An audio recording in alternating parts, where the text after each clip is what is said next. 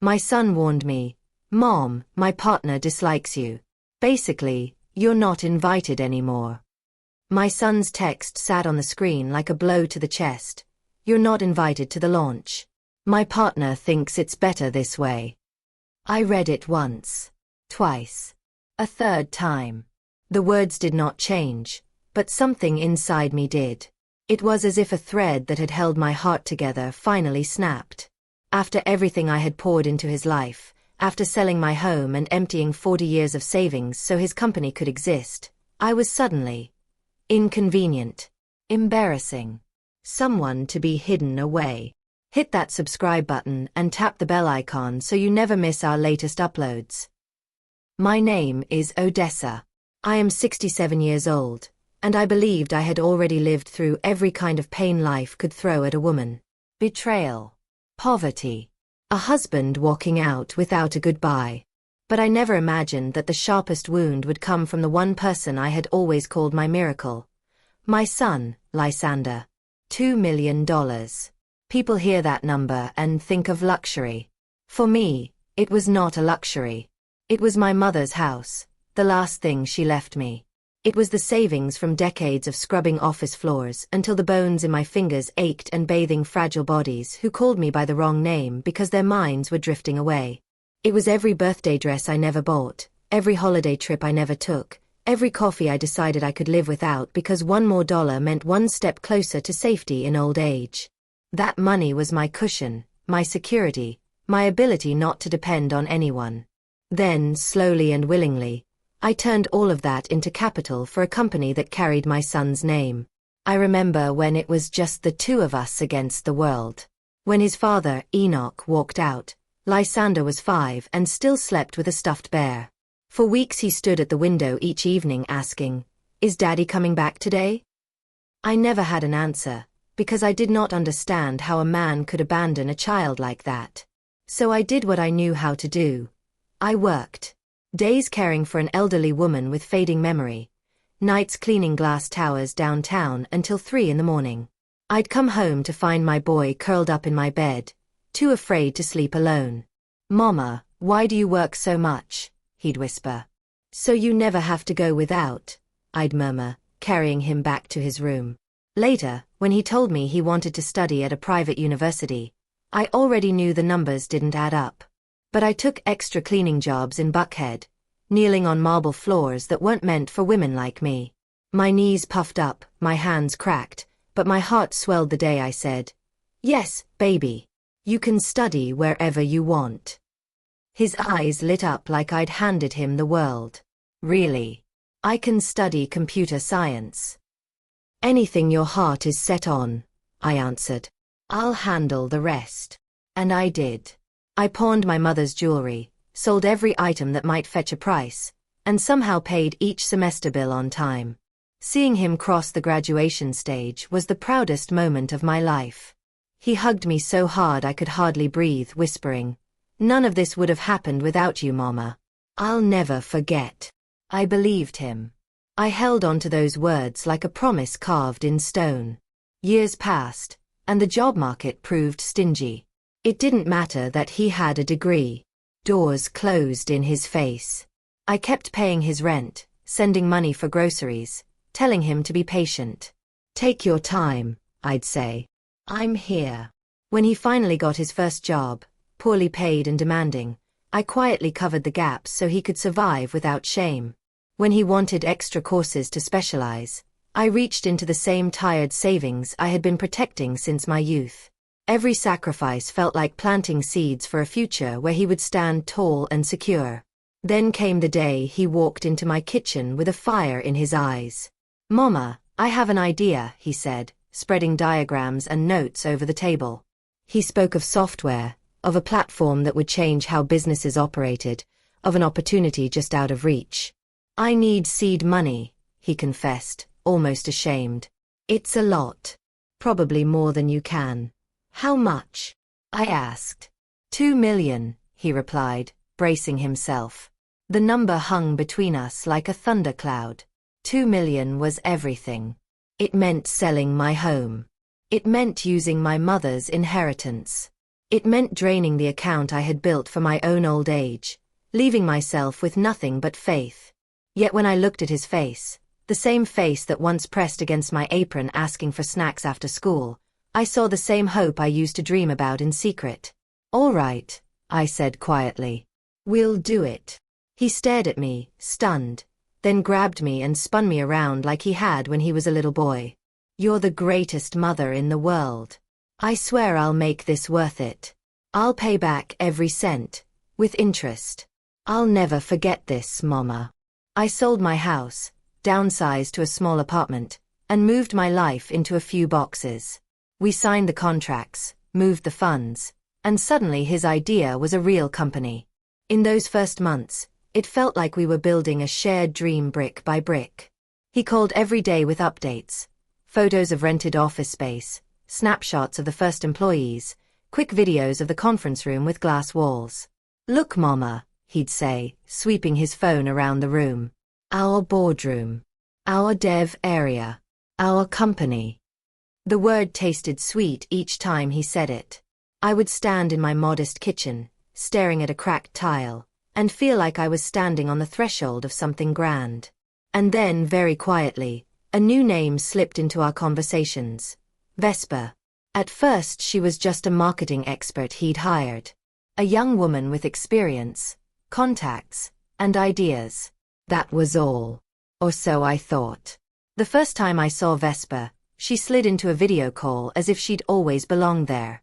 She had sleek hair that fell perfectly over her shoulders, a white blouse without a single wrinkle, and the kind of self-assured posture that says, "I know I'm the smartest person in the room, even if I'm not."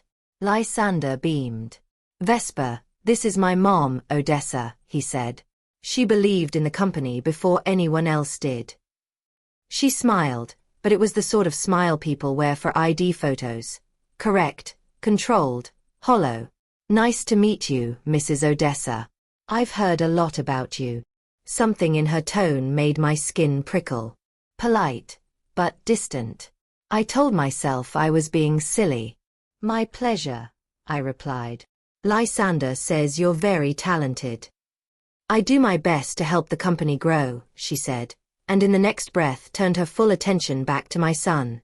"We should review the campaign metrics before the 3 o'clock meeting." From that day forward, her name seemed stitched into every conversation. "Vesper thinks we should pivot toward this sector." "Vesper knows people who can get us press coverage." "Vesper says timing is everything." Little by little, my son's excited updates turned into careful, measured reports, as if someone had coached him to separate work from family. When I asked about the product, he answered in generalities. When I asked for details, he said, "Vesper's handling that part." Each time he mentioned her, a little more of the warm closeness between us cooled. I decided one day that if they would not bring me to the dream, I would take the dream for lunch. I dressed in my emerald graduation dress, the one I had bought for his big day, fixed my hair, and picked up his favorite sweet potato turnovers. At the office building, the receptionist blinked in surprise when I said I was there for the founder. "Do you have an appointment with Mr. Lysander?" she asked. "I'm his mother," I said, lifting the paper bag. I just wanted to surprise him. Unease flickered in her eyes. "One moment, please."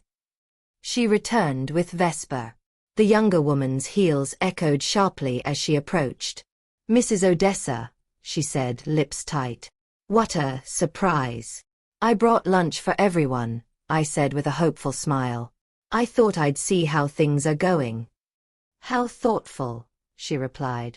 "But Lysander is in a critical meeting with potential clients, and it really can't be interrupted." "I don't mind waiting," I offered. "I can sit in the lobby until he's free." "The meeting may run for hours," she said smoothly. "It would be more appropriate in the future to schedule visits in advance. We have to protect our focus at this stage." Her words landed like a reprimand. Appropriate. Schedule. Protect. As if I was some vendor hoping to sell something, not the majority investor who had sold her home to build those walls.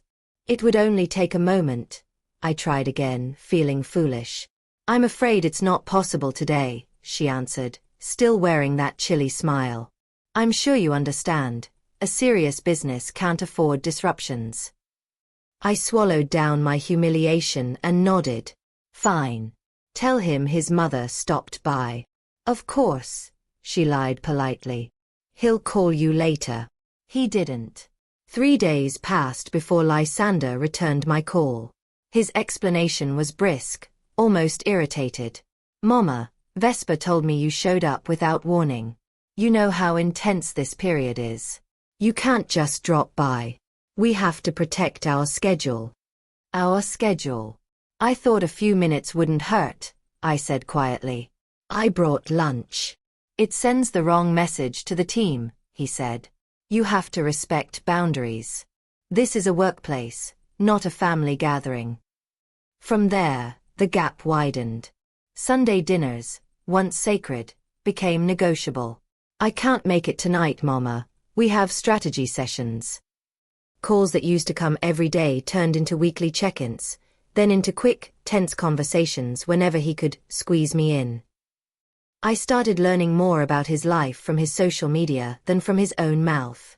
There were sleek photos taken in expensive restaurants, captions about celebrating milestones with the best team ever, group shots of champagne glasses lifted high. In the center of every picture, radiating confidence, stood Vesper. My son was there too, of course, smiling beside her. I was nowhere. One evening, scrolling through my phone, I found a photo that nearly knocked the breath from my chest. Lysander, raising a glass, surrounded by his staff. The caption, "To our first million in sales. $1 million in revenue." The company born from my sacrifice had hit a milestone, and I had found out the same way a stranger would. No phone call. No invitation. No, Mama, we did it. The next day, I called him, pretending I hadn't seen anything online. How's everything going at the company? I asked. Fine, he said. Anything special happening? Not really, he lied. Just more work. I saw your photo, I finally said. It looked like an important celebration. A long pause stretched between us. Oh, he muttered. Yeah. We hit a number. Just a small event with the team. And I'm not part of the team? I asked, my voice trembling. You're the investor, he replied, as if that explained everything. It's different. That word, investor, started to replace the word mother whenever he talked to me. When a tech magazine interviewed him about the startup's rapid growth, he sat beside Vesper, smiling proudly under bright studio lights. The journalist asked about the hardest part of their journey. Definitely securing initial funding, Lysander said. We pitched to a lot of people before someone finally believed in our vision. Someone. A nameless figure. The interviewer pressed. Who was that visionary? Vesper answered smoothly. Our first investor prefers to remain anonymous. Anonymous. The woman who had scrubbed bathrooms until midnight, sold her house, and cashed in her future had officially been erased. When the interview ended, I sat at my little table staring at the dark reflection on my laptop screen. That night, my tears were not just from hurt, they were from a humiliation so deep it tasted metallic in my mouth. Later, when I'd cried enough to see clearly, I picked up my phone. He didn't answer, so I left a message, my voice low but steady. Son, I watched your interview. I noticed your anonymous investor is very pleased with the results. I think it's time we have a serious conversation about the future of that investment. The next day, he called back with the clipped tone of a busy executive. What exactly do you want to talk about, Mama? He asked. I want to talk about my place in your life, I replied, and in your company. He sighed. You're an important investor. You get your monthly return. I don't know what more you expect. I expect to be treated like more than a bank, I said. I expect to be seen. His answer stung more than every cleaning chemical I'd ever handled. Vesper keeps reminding me that mixing family and business is toxic, he said. We need clear boundaries if we want this company to survive. For the first time in my life, My son's love and my son's success stood on opposite sides of a line drawn by someone else's hand. Days turned into weeks of silence. Calls went unanswered. Messages remained read but unreplied to. When we finally spoke, his tone was as formal as the financial reports he emailed me. If I asked about the product, he referenced charts. If I asked about his feelings, he changed the subject. "Mama, you're behaving more like a creditor than a parent," he said once. "You're making it difficult to keep things professional." I became a spectator to my own son's life. News sites praised him and Vespa as a brilliant duo.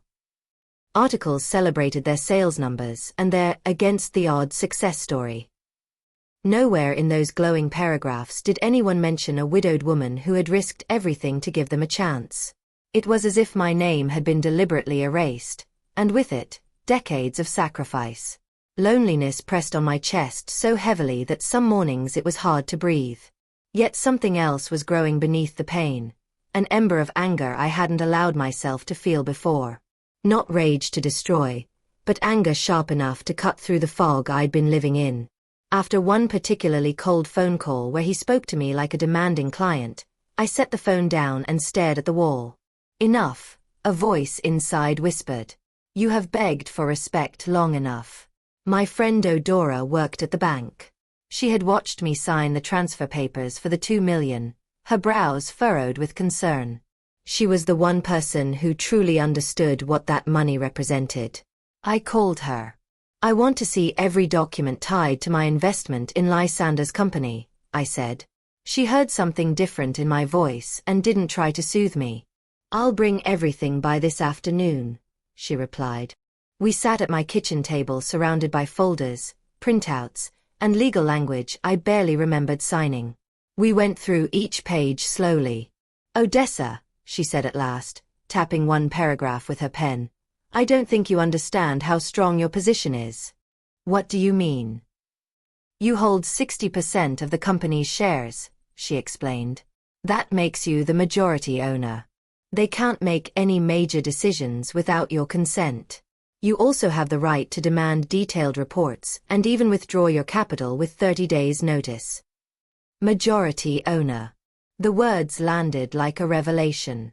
Somewhere between motherhood and sacrifice, I had forgotten that I wasn't just a generous parent. I was the main backer of a thriving company. While I'd been shrinking myself, they had been making decisions as if I were a background character. "So if I pulled out," I said quietly, "the company would collapse." "It would almost certainly be fatal," she admitted. "They have grown fast but fragile. Your capital is their spine."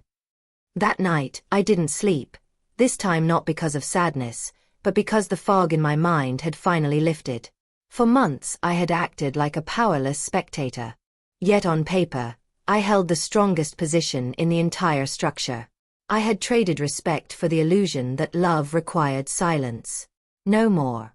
The next morning, I called my son. He picked up on the third ring, sounding distracted. "Mama, I'm in the middle of something." "Lysander," I said, my voice firm. "This isn't a mother calling. This is your majority shareholder.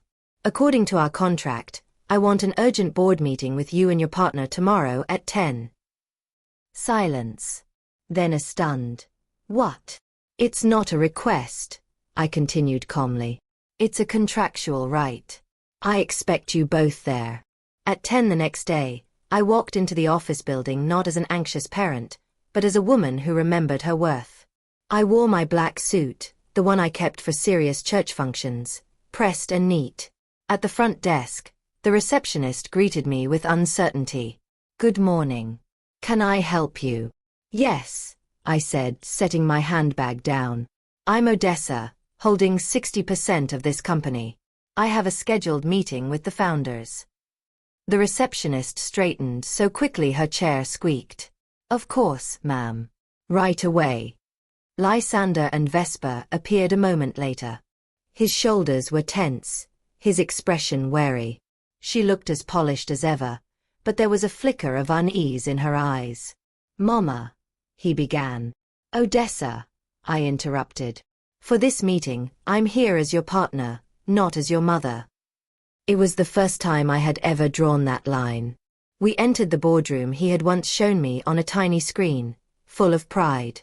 This time, I walked straight to the head of the table and sat down. It felt unfamiliar and completely natural at the same time. They took seats across from me. For once, they were the ones waiting to see what would happen next. I've reviewed the financial statements, staffing records, and contracts. I began, sliding a stack of papers across the table. I see you've hired 5 new employees, opened a second office, and signed a marketing deal worth $200,000, all without my approval. Vesper leaned forward, her polite tone now edged with impatience. Those are routine operational decisions. We don't run every small expense by our investors. $200,000 is not a small expense, I replied evenly. And again, I'm not the investor. I am an investor. The majority shareholder. There is a difference. Her smile faltered. Lysander shifted in his chair. I've also been reviewing your public interviews, I continued. You've built a charming story that leaves one figure out completely, the woman whose capital allowed this venture to exist. You reduced me to an invisible, anonymous figure. Convenient, isn't it? It makes your climb look more heroic. We thought you preferred privacy, Lysander mumbled. No, I said calmly. You preferred convenience. It's easier to pretend you built all this alone than to admit you had help. Look, Vesper cut in, we understand these issues feel personal, but mixing family emotions with business is dangerous. As marketing lead, I have to protect the brand image. I held up a hand. In this room, I am not Lysander's mother, and you are not my son's guardian. I am your primary partner. You don't get to pat me on the head and send me home with vague reassurances. You have obligations, to me and to this company's legal structure. Vesper's jaw tightened. So what exactly are you demanding? She asked. Several things, I answered. First, from this day forward, I am to be included in all major strategic decisions. Second, I want the public story corrected. I am no ghost investor. Third, I require detailed weekly reports in plain language, not just spreadsheets. If that feels like too much oversight, you have another option. Buy my shares at their current value, and I'll walk away. Lysander finally looked directly at me. What is that value? He asked, his voice small.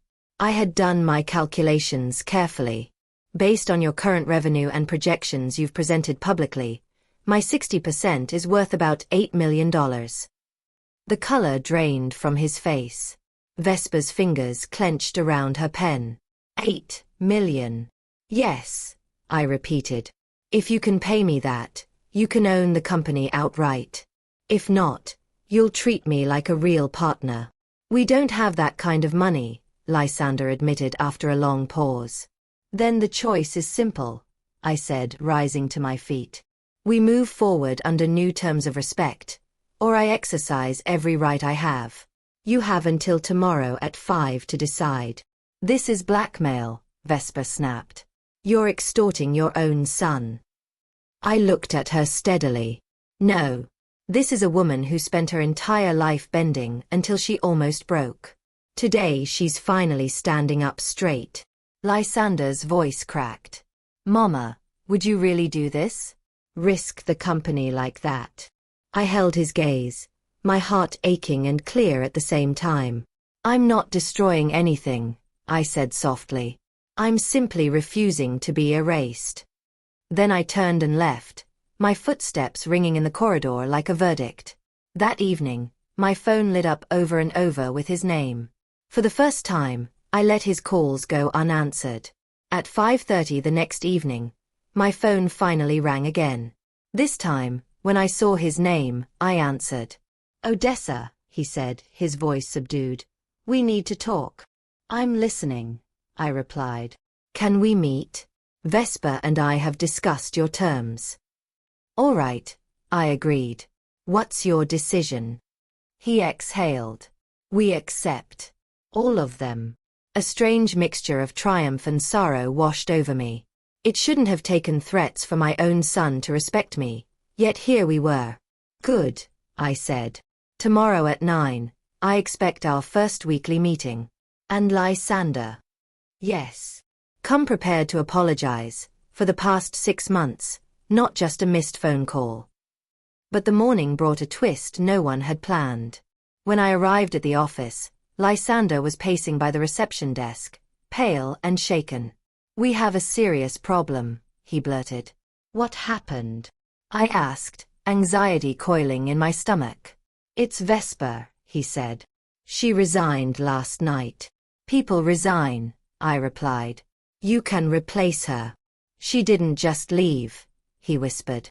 "She took 3 key employees and our biggest clients with her." We walked toward her now empty office. Her desk, once cluttered with files and glowing screens, was stripped bare. "She had clauses in her contracts with the clients," he explained, sinking heavily into a chair. "They allow her to take the accounts if she leaves the company. Our head developer, our marketing manager, our lead engineer, they all followed her. She's already filed paperwork for a competing startup." "And what does that mean for us?" I asked. "It means," he said, fighting back tears, "we lost 70% of our revenue overnight. Without those people, we can't finish our current projects. If we don't find new clients soon, we'll default on rent, payroll, everything. It means we're effectively bankrupt, Mama." The word Mama slipped out without him noticing, like his old self had broken through the executive mask. For a moment, the room spun. The $2 million I had invested, the long nights he had spent coding, the future we thought we'd secured, it all seemed to crumble like dry bread. "How long do we have?"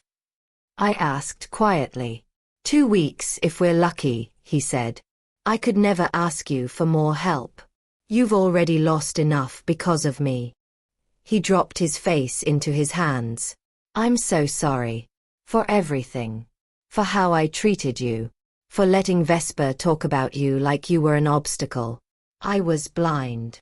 I studied him, seeing not just the man he had become but the child he once was. The boy who had clung to my skirt when his father left. The teenager who had fallen asleep studying at the kitchen table because the library closed too early. "Lysander," I said gently, "this didn't happen overnight. She's been planning this for months. That's why she wanted me away. Why does she insist you create distance? If I had been more involved, I might have seen the cracks sooner." "Why didn't you push harder?" he asked, voice raw. "You're the strongest person I know." "I tried," I said simply. "But you chose to trust her voice over mine. For a while, I let that choice define my place. That was my mistake." He flinched, but he didn't look away. "So that's it?" he asked finally. "We just accept that it's over? You pull your investment, and we let everything die." "Who said I was pulling out?" I replied. He stared at me, confused. "But, we failed you." "You failed yourself," I corrected. "You forgot who helped you climb. But failure is not the end unless we decide it is.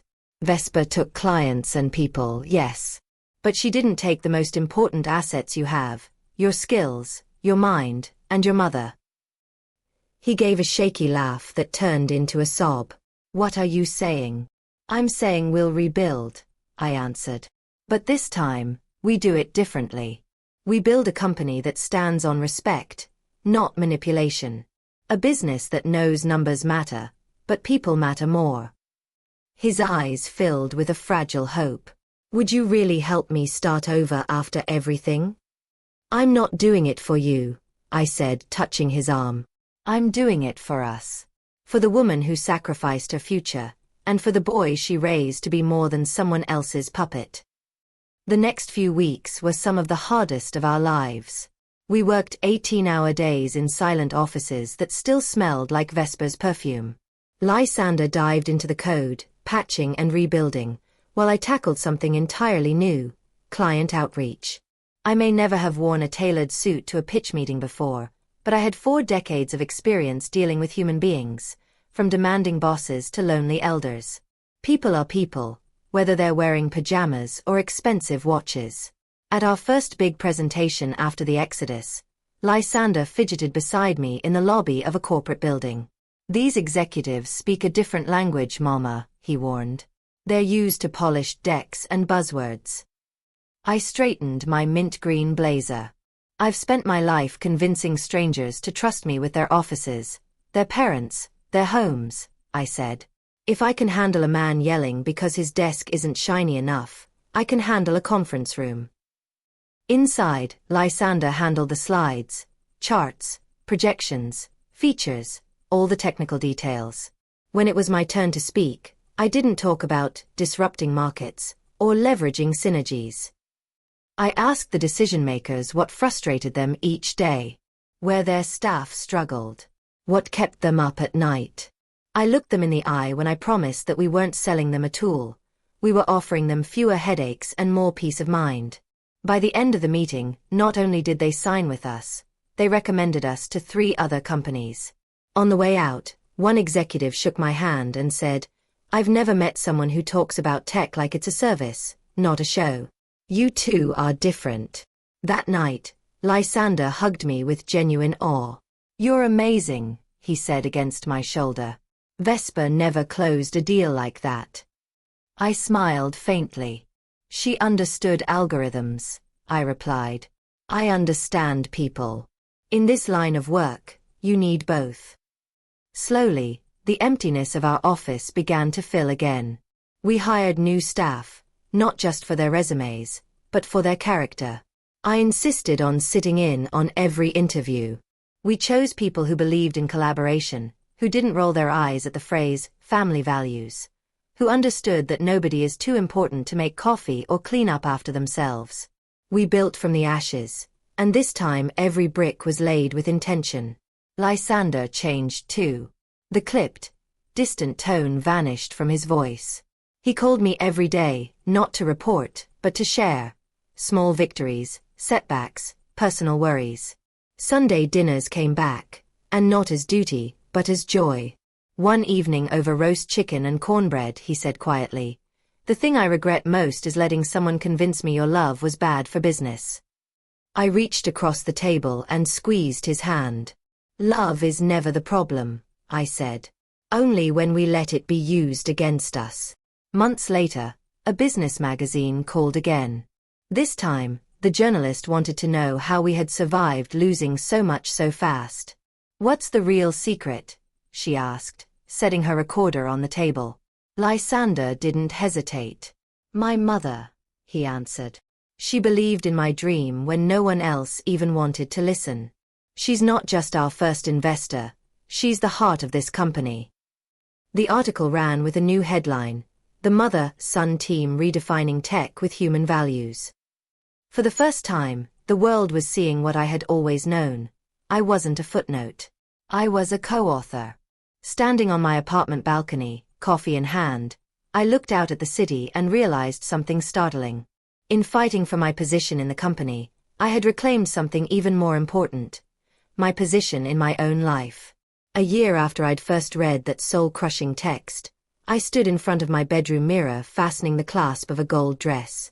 Not glittering like youth, but elegant and warm, the kind of dress a woman wears when she knows she belongs wherever she walks. That night, our company was being honored at a National Entrepreneurs Gala. The award wasn't just for innovation, it was for innovation with human values. It felt like the world had finally caught up with what we had been quietly building. Lysander arrived at my door in a crisp suit, holding a small bouquet. "You look incredible," he said, eyes shining. "Before we leave, we need a photo. For the office wall." We posed in my living room, his arm around my shoulders, my hand resting on his. The camera clicked. This time, there would be no cropping me out of the frame. At the hotel, crystal lights sparkled overhead, and the air buzzed with polite laughter and clinking glasses. People in expensive clothes greeted us, some already familiar with our story, others curious about the older woman walking beside the young CEO. "This is my partner and mentor," Lysander introduced me again and again. "Not my mom who helped me, or our investor, my partner and mentor." Each time he said it, I felt another old bruise inside me fade a little more. As we found our table, a young woman approached nervously, clutching her handbag. "Mrs. Odessa?" she asked. "Yes. I read the article about you," she said. "About how you demanded to be treated as a real partner. My mother went through something similar. Everyone took her for granted. When I showed her your story, she finally told my brothers, 'I'm not just here to cook and babysit.' You changed our whole family." Tears pricked my eyes. I squeezed her hand. "Your mother was always powerful," I said softly. "She just needed a mirror that showed her truth. I'm glad my story helped." The young woman smiled through her own tears. "It did. Thank you." At dinner, the host on stage began describing the journey of the company receiving that night's big award. I slowly realized he was talking about us. "Tonight's honorees," he said, "prove that profitability and humanity are not opposites. This tech firm, founded by a son and his mother, rebuilt itself after devastating losses by leaning into trust, respect, and family values." When he called our names, Lysander squeezed my hand. "You first, partner," he whispered. "None of this exists without you." We walked to the stage together, the applause rolling over us like a warm wave. The trophy they handed us was heavy and cool in my hands. When the presenter offered the microphone, my son gestured toward me. "She should speak," he said. "I'm standing here because she refused to disappear." I faced a room full of powerful people, investors, executives, officials, and for a fleeting moment I saw another version of myself, the one who once sat on a shabby sofa crying over a text that told her she wasn't welcome. That woman had believed love meant staying quiet. The woman holding the microphone knew better. "Good evening," I began, my voice steady. "I stand here not only as a co-founder, but as a mother, a worker, and a woman who spent most of her life in the shadows." The hall fell completely silent. For many years, I thought being a good mother meant saying yes to everything. Lending money I couldn't spare. Accepting disrespect without complaint. Sitting in the back while others took credit. I told myself that love demanded silence. I paused, letting the truth settle over the audience. I was wrong. Real love is not built on someone disappearing. Real love stands on mutual respect. When we allow people to treat us like we're invisible, we aren't being loving, we're erasing ourselves. Around the room, heads nodded. Some people dabbed at their eyes.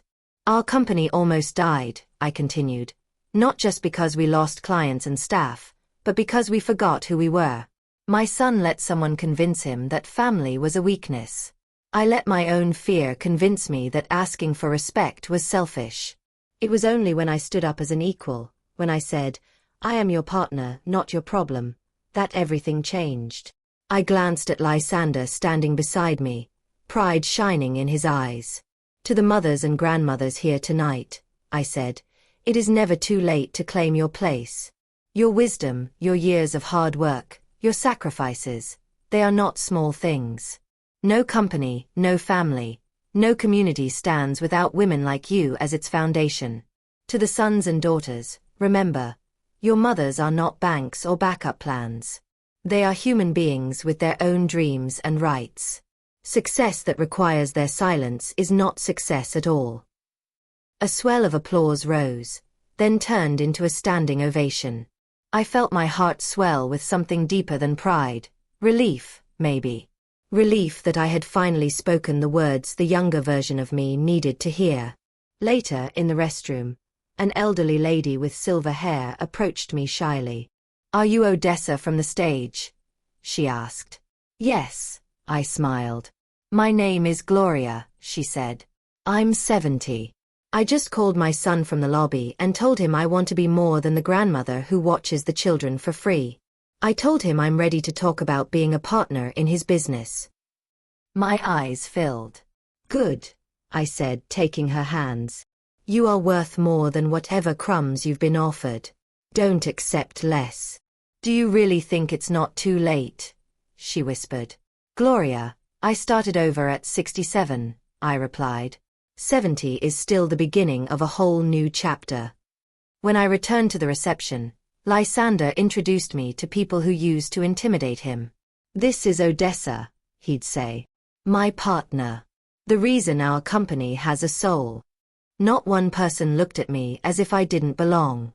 That feeling came from inside, and I had finally let it go. On the drive home, our trophy rested between us on the seat. Streetlights slid across his face as he spoke. "For a long time," he said quietly, "I thought I had to cut you out to prove I was a serious businessman. I thought success meant drifting away from where I came from." He swallowed hard. "Now I know I only became truly successful when I turned back toward you and said, 'Let's do this together.'" I smiled, tears blurring the city lights. "And I finally understood that being a mother doesn't mean shrinking," I answered. "It means growing right alongside your children, and insisting they treat you as a full person." That night, alone in my bed, I didn't replay the worst moments anymore. The messages, the exclusions, the anonymous investor title. Instead, I thought of women like the young entrepreneur at the gala, like Gloria, like the countless mothers who might hear my story and realize they were never just in the way. They were the foundation. As I drifted to sleep, I knew this much for certain. I was no longer the woman staring at a cruel text, wondering what she had done wrong. I was Odessa, businesswoman, respected mother, equal partner, whole human being. I didn't need my son's approval to feel valuable, but it was all the sweeter now that it came with genuine respect. This was never about revenge. It was about freedom. My freedom. And if you, listening to this, have ever felt invisible in your own family or life, I hope my story nudges you toward your own liberation. If it did, I'd love to know where you're listening from, what city, what country holds the woman or man who needed to hear this today. Share your thoughts, tell your story, and don't forget to come back for more. There are so many lives, so many voices, waiting to be heard. With love. With dignity. With respect.